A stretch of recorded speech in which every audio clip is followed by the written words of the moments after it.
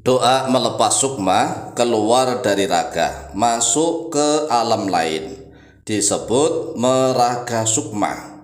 Latihan awalnya adalah ketika tidur. Assalamualaikum warahmatullahi wabarakatuh. Bismillah walhamdulillah wassalatu wassalamu ala rasulillah Sayyidina wa maulana Muhammadin ibn Abdillah wa ala alihi wa sahbihi wa mawalah wala hawla wala quwwata illa billah, amma ba'd. Saudaraku kaum muslimin wal muslimat rahimakumullah, wabil khusus saudara-saudara kami para pecinta dan subscriber channel YouTube Tafsir Al-Mu'allim dimanapun berada, yang tidak lupa dan tidak bosan-bosannya senantiasa kami doakan semoga Allah Azza wa Jalla memberikan kesehatan, sehat walafiat lahir dan batin.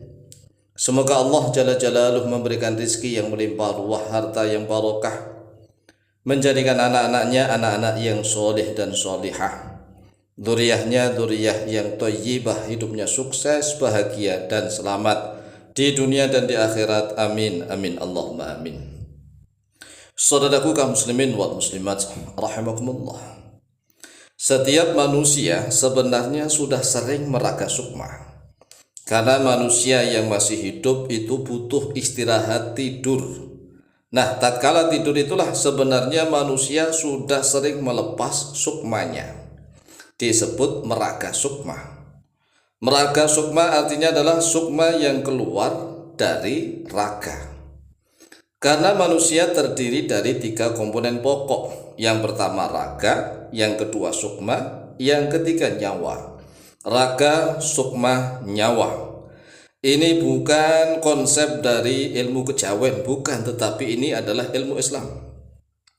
Di dalam Al-Quran dan di dalam hadis sudah banyak sekali dijelaskan tentang perbedaan raga, sukma, dan nyawa. Raga itu dalam bahasa Arabnya adalah jasad, jasad atau badan.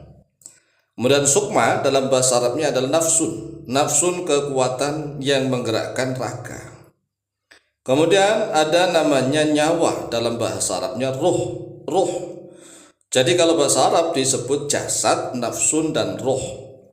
Jasad, nafsun, ruh. Dalam bahasa kita raga, sukma, nyawa. Ini harus urut nih ya. Raga, sukma, nyawa. Jasad, nafsun, dan ruh. Perhatikan di dalam surat Az-Zumar ayat yang ke-42. Qala Allah Azza wa Jalla, a'udzu billahi minasyaitonir rajim. Bismillahirrahmanirrahim. Allahu yatawaffal anfusa hina mautiha wallati lam tamut fi manamiha. Allah bermula Allah yatawaffa, yaitu yang mewafatkan oleh Dia Allah al-anfusa, pada jiwa-jiwa. Jadi Allah lah yang mewafatkan. Ya, ini menggunakan kata wafa. Dalam bahasa Indonesia sering diartikan wafat. Wafat nih, padahal wafat dengan mati itu berbeda. Kalau kita belajar bahasa Arab, maka kata wafat dengan mati itu 2 kata yang berbeda makna. Allahu yatawaffal anfusa. Allah lah yang mewafatkan al-anfus, jiwa-jiwa. Hina mautiha, tatkala matinya al-anfus.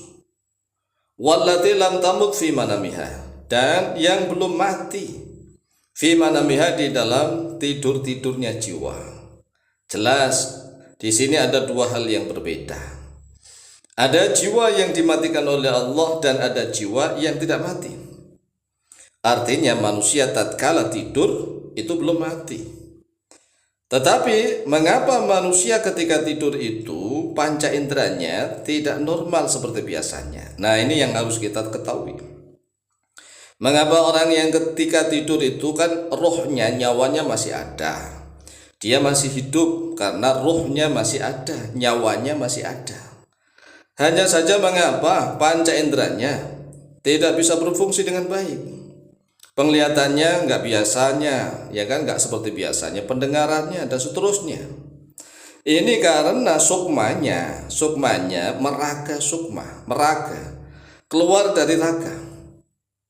Kemudian Allah menjelaskan fayumsikul lati qada 'alaiha al-mauta wa yursilul ukhra ila ajalin musamma. Lalu Dia Allah yumsiku, yang menahan allati qada 'alaiha al-mauta, yang telah Allah tetapkan alaihi atasnya allati al-mauta pada kematian. Wa yursilu dan Allah melepaskan al-ukhra yang lainnya ila ajali musamma kepada waktu yang telah ditentukan. Inna fi dzalika laayatin liqaumin yatafakkarun, sesungguhnya di dalam hal itu laayatin, sungguh terdapat tanda-tanda kekuasaannya Allah. Liqaumin yatafakkarun, bagi suatu kaum yang mau berfikir. Coba sekarang kita renungkan, kita fikirkan, kita angan-angan.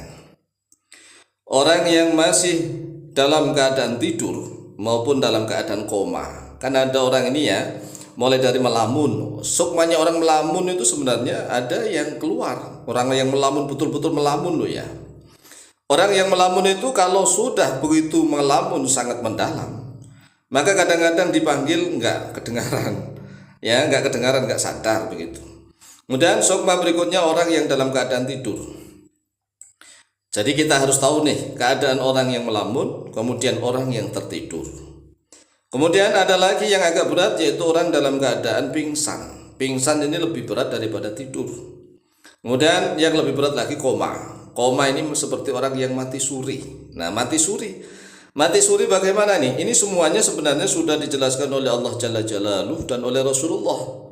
Di dalam Al-Quran maupun dalam hadis sudah jelas. Hanya saja mohon maaf, karena jarang sekali umat Islam yang mau memperdalami Al-Quran dengan sebaik-baiknya, maka ilmu seperti ini dianggap ilmu kejawen. Tidak, ini ilmu Al-Quran.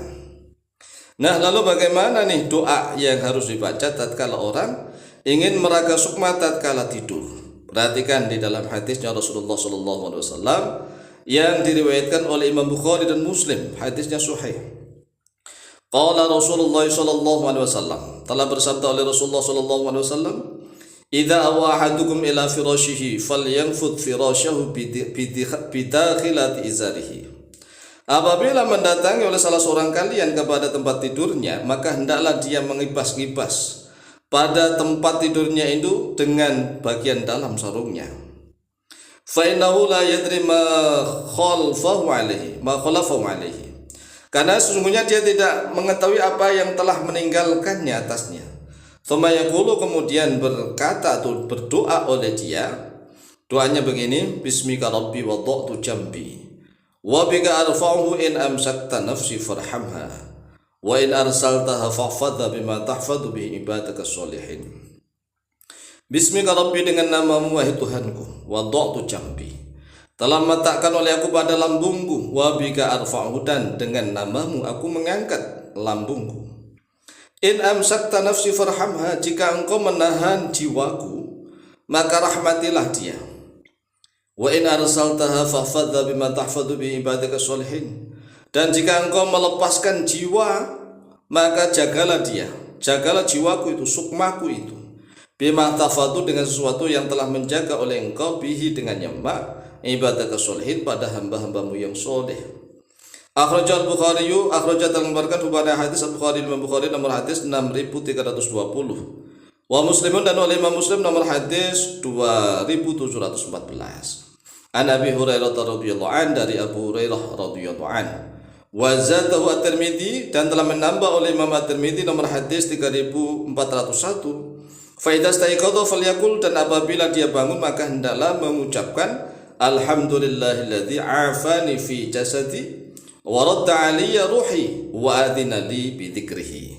Silakan diamalkan, insyaallah faedahnya sungguh luar biasa. Demikian, lebih kurangnya mohon maaf. Wallahu taala a'lamu bishawab.